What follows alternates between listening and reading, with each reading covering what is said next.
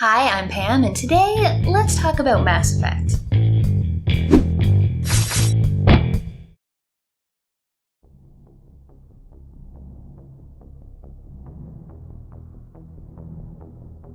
So today, as I'm filming this, though maybe not when this video actually comes out, it's May 14th and the Mass Effect Legendary Edition has just released, which is a complete sort of remaster of the entire trilogy, including all of the DLC in one nice package. I hope if you got the game on day one, it installed quickly for you and you get into your game fast and enjoy it.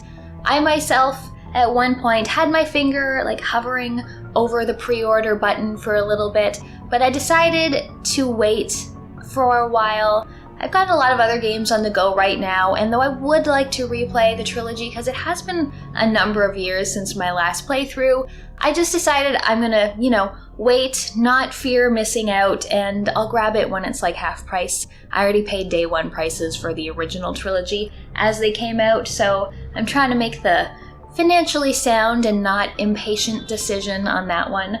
But yeah, I hope if you're playing it that you like it.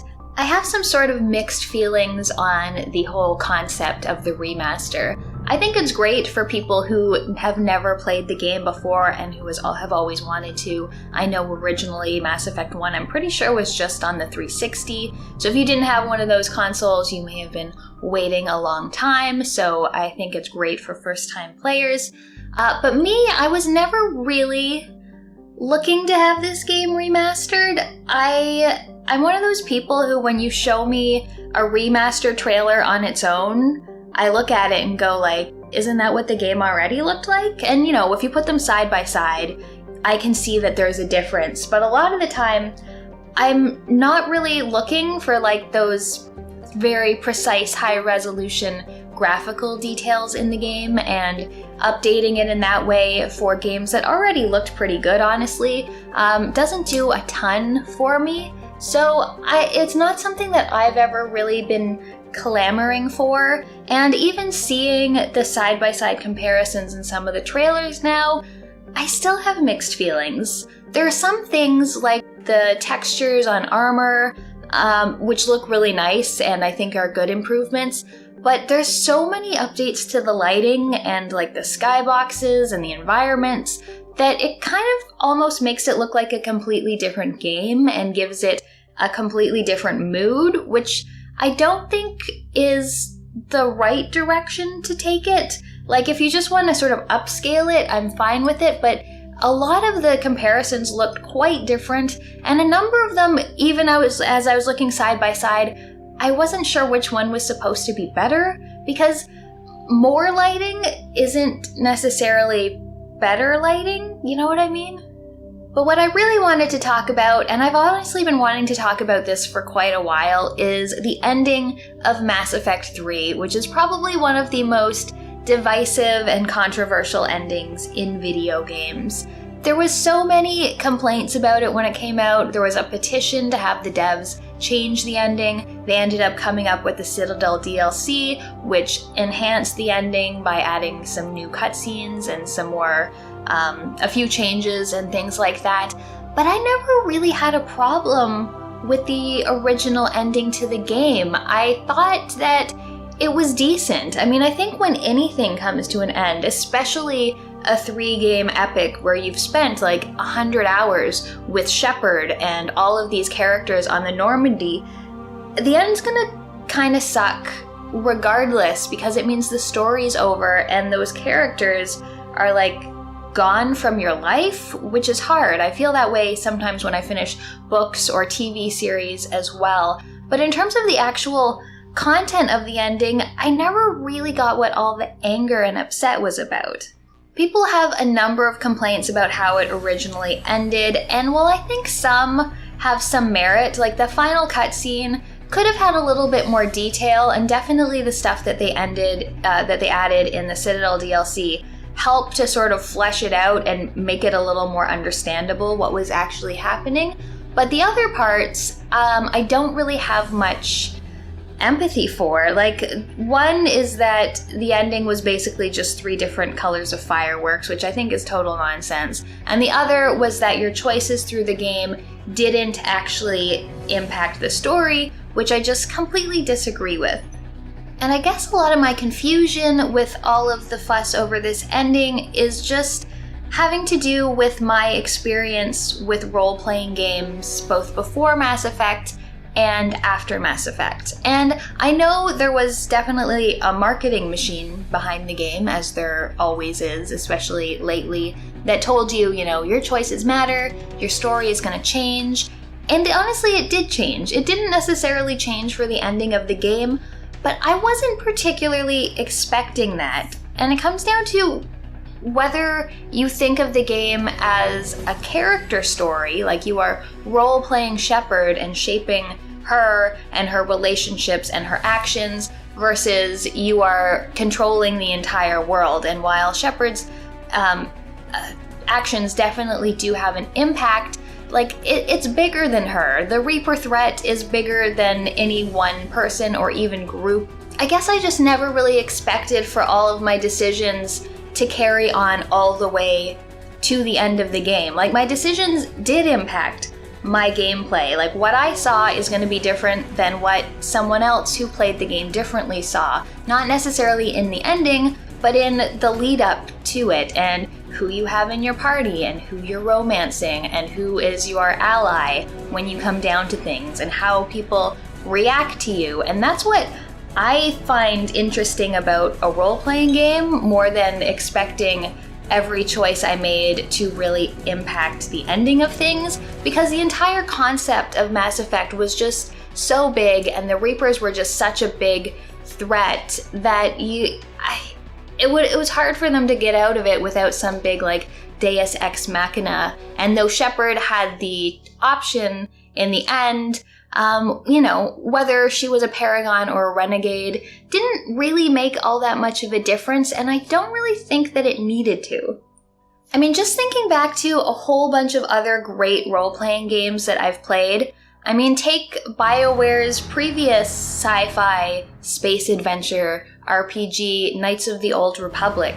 That's a Star Wars story, so you're making light decisions or you're making dark side decisions, and that changes what you're experiencing in the game and the abilities that you're getting access to.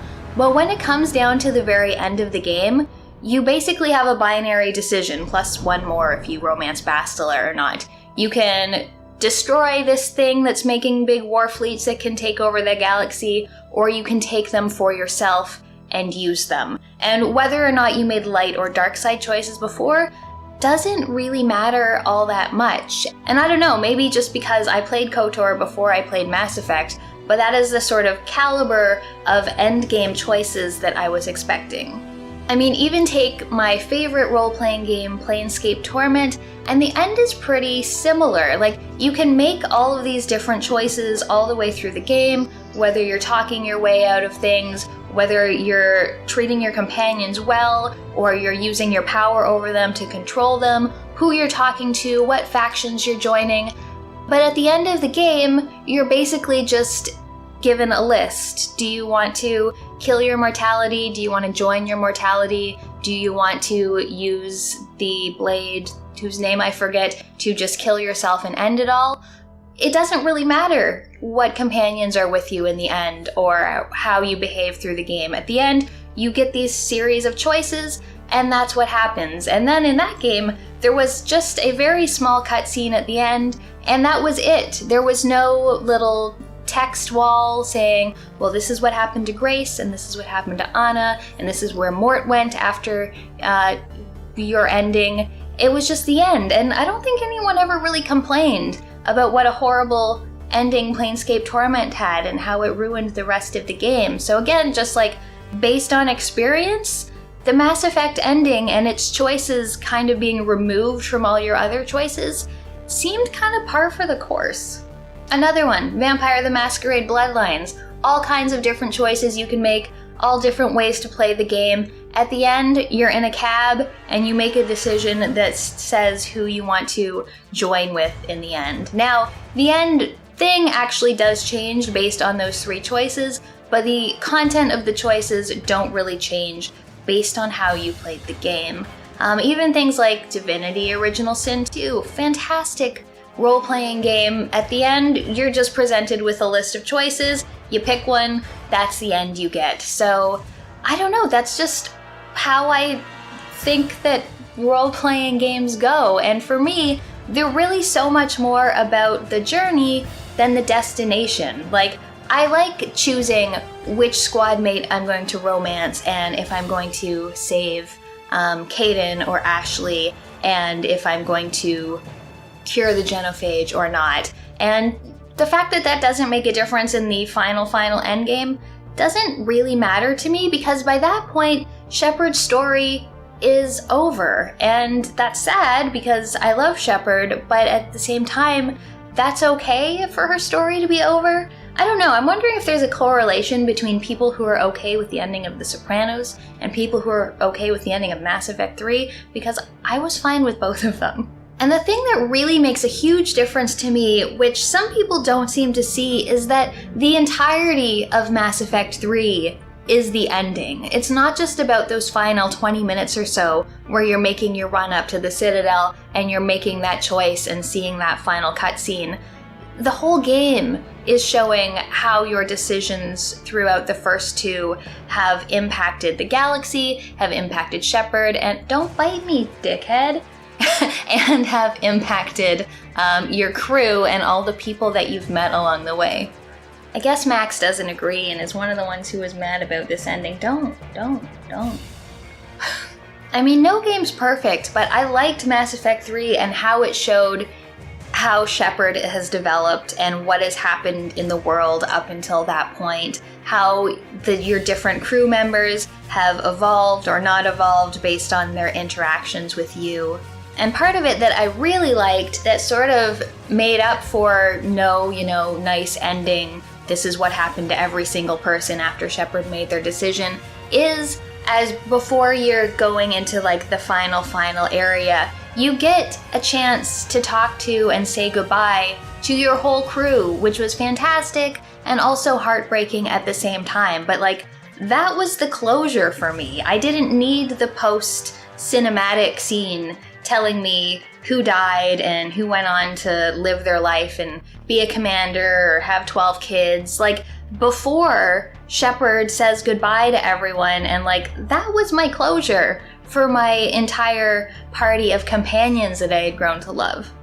So yeah, ultimately that's why I was okay with the ending, because the entire game up to that point had been the ending and had been concluding Shepard's story and showing you all of the ramifications of your decision. Even if that final, multiple choice question at the end may not have been the most satisfying, I felt like by that time Shepard's story was pretty much wrapped up and I was overall satisfied with it.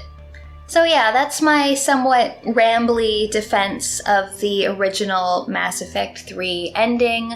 I thought it was fine. I thought it was about the quality that I expected. Maybe if this was someone's first role-playing game, I could see how they'd have great expectations, but just based on all of the RPGs I've played before, it was sort of in line with how much your decisions actually matter.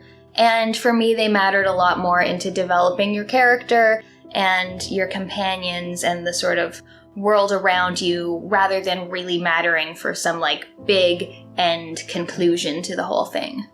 But I admit, it is difficult to say goodbye. After, 5 years between each game in the trilogy coming out, you've really grown to love these characters, so any ending, I think, would have been unsatisfactory in some way, because it meant that the adventure was over and you sort of had to say goodbye and move on to something else. So there's always like an amount of bittersweetness to any ending like that. But I definitely wouldn't say that this was one of the worst endings out there. It's not like a Game of Thrones level ruins the entire series and makes me never want to touch it again. It was just a sort of expected kind of ending for a big sprawling epic. And I think if you look at the whole game is the conclusion, it's much more satisfying than just looking at those final few minutes and that final cutscene. So anyways, that's all I have to say about that. If you're playing